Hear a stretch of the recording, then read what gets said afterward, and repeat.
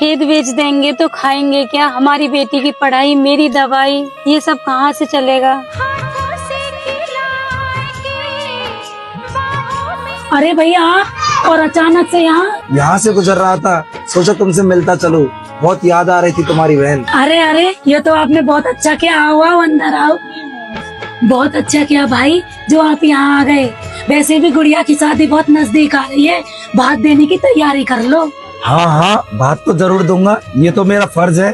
तो रिश्तेदार, पर भाई इस बार बात थोड़ा बड़ा होना चाहिए। पड़ोस में चंगीलाल काका की बेटी के बात में उसके मामा ने 2 लाख रुपए दिए हैं। मुझे उससे ज्यादा चाहिए, पूरे 2,11,000 रुपए। मैं पूरे गांव को दिखाना चाहती हूँ कि मेरी बेटी की शादी में सबसे ऊंचा बात आया है। बहन में चंगीलाल काका के रिश्तेदारों की तरह नहीं हूँ। वो सभी सरकारी नौकर और बड़े पदों पर है। मेरी बहन, तुम अच्छे से जानती हो, बेटी की पढ़ाई, तेरी भाभी का खर्चा और घर का खर्चा जैसे तैसे चला रहा हूँ। भाई तुम मुझ पर कोई एहसान नहीं कर रहे हो, गांव में मेरी इज्जत का सवाल है। अगर ऐसा ही बात दे सकते हो तो ठीक है, और अगर नहीं दे सकते तो गांव में मेरे हिस्से की 1.5 बीघा जमीन है, उसे बेच दो और ये बात दे दो। कैसी बात कर रही हो मेरी बहन?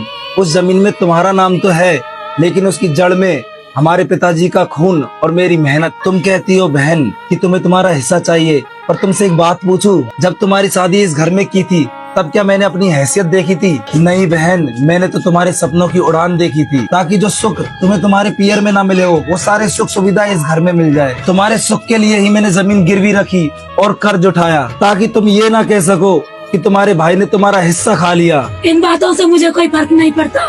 मुझे तो बात चाहिए, वो भी चंगीलाल की बेटी से चाहिए। भाई साहब, अब आप ही मेरी बहन को समझाइए, ये तो बिल्कुल अपनी जिद पर अड़ी है। मैं क्या बोलूँगा? आप दोनों बहन भाइयों के बीच की बात है। तो तुम साफ साफ कह दो भैया, तुम्हें बात नहीं देना क्या? भात तो मैं जरूर दूंगा मेरी बहन। मेरे इस औकात के भात से तुम्हारी बेटी की शादी में अगर कोई कमी रह जाए तो मुझे माफ कर देना। मैं एक किसान हूँ, मैं अपने खून की आखिरी बूंद तक तेरे लिए लड़ सकता हूँ, लेकिन दिखावे के इस भात के लिए मैं अपने बीवी बच्चों का भविष्य बर्बाद नहीं कर सकता। अगर 2,11,000 रुपए बात में नहीं दे सकते तो मेरी चौखट पर कभी बात लेके मत आना। आपने अपनी बहन के लिए वो सब कुछ किया जो शायद एक बाप भी नहीं कर पाता। आप चिंता मत कीजिए, हमसे जितना बन पाएगा हम करेंगे, लेकिन दिखावे के लिए हम अपने खून का भविष्य बर्बाद नहीं करेंगे। अब तो भगवान ही मालिक है, पता नहीं क्या होगा।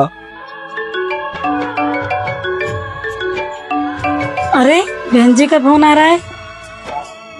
नमस्ते भाभी, मैं बोल रही हूँ। अरे बहन जी, आपको बेटा होने पे बहुत बहुत मुबारक। धन्यवाद भाभी। आपको गुड़िया की शादी में जरूर आना है। हाँ, हम जरूर आ जाएंगे। एक बार भैया से मेरी बात करा दो। सुनो जी, बहन जी का फोन आ रहा है आपसे कुछ जरूरी बात करने के लिए।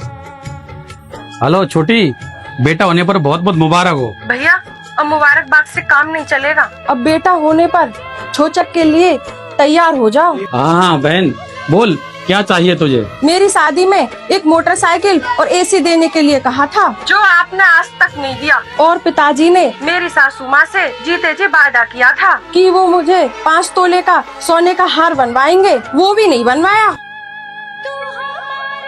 मेरी सासू माँ आज तक मुझे ताने देती रहती है, इसलिए अब छोचक पर मौका अच्छा है। अब ये मुझे सारी चीज दे दो। छोटी, इस वक्त मैं ये सारी चीजें कैसे दे पाऊंगा? 15 दिन बाद गुड़िया की शादी है, इतने सारे पैसे मैं कहाँ से लाऊंगा? मुझे कुछ नहीं पता भैया, ये मेरी इज्जत का सवाल है। क्या हुआ जी, आप क्या सोच रहे हो? देखा, आज हमारे साथ वही हो रहा है जो हमने उनके साथ किया था। क्या मतलब? हमने तुम्हारे भाई से भात में 2,11,000 रुपए मांगे थे, और आज मुझसे मेरी बहन मोटरसाइकिल, एसी और सोने का हार मांग रही है। लगता है जैसे मुझसे ऊपर वाला कह रहा हो। अब खुद पे बीती तो समझ में आया। मैं एक किसान हूँ, मैं अपने खून की आखिरी बूंद तक तेरे लिए लड़ सकता हूँ।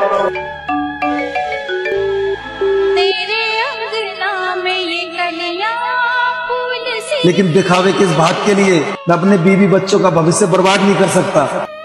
वो लोग मेरा फोन क्यों नहीं उठा रहे?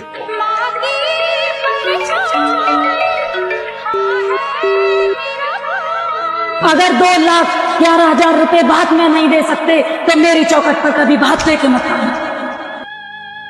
आखिर वो मेरे भैया ही तो हैं, माफ तो मुझे कर ही देंगे। ममता भरे दिन कैसे कोई जिए माँ तेरे बिन।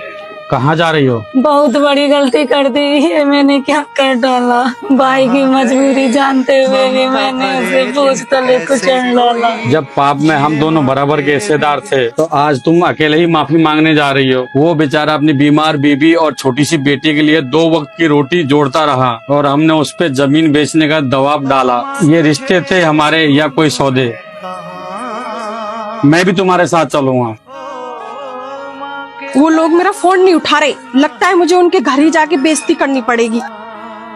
क्या हुआ, तुम कुछ परेशान सी दिख रही हो? नहीं नहीं, मैं तो ठीक हूँ। सच सच बताओ, तुम्हें मेरी कसम है, क्या बात है? कौन भला दुनिया में माँ की जगह ले सका, कोई कह दे। क्या तुम्हें जरा भी शर्म नहीं आई? झूठी शान और इज्जत के लिए तुमने उन लोगों से एसी और मोटरसाइकिल और हार मांगा। अरे क्या हमारे घर में एसी नहीं है तो क्या हम गर्मी में मर जाएंगे? मोटरसाइकिल नहीं है तो क्या हम पैदल नहीं चल सकते? अरे क्या तेरे गले में सोने का हार नहीं है तो क्या मेरा प्यार भी नकली है? अरे माँ का क्या है, माँ तो बूढ़ी हो गई है, ना समझ है। अरे जो तूने मांगा है वो चीजें नहीं थी, तूने उनके सीने पर बोझ डाल दिया। अरे पगली, मांगना ही था तो उनसे हमारे बेटे के लिए दुआ मांगने के लिए कहती, उसका जीवन सफल हो जाता। मुझे माफ कर दो, मैंने आपका और उनका दिल दुखाया है।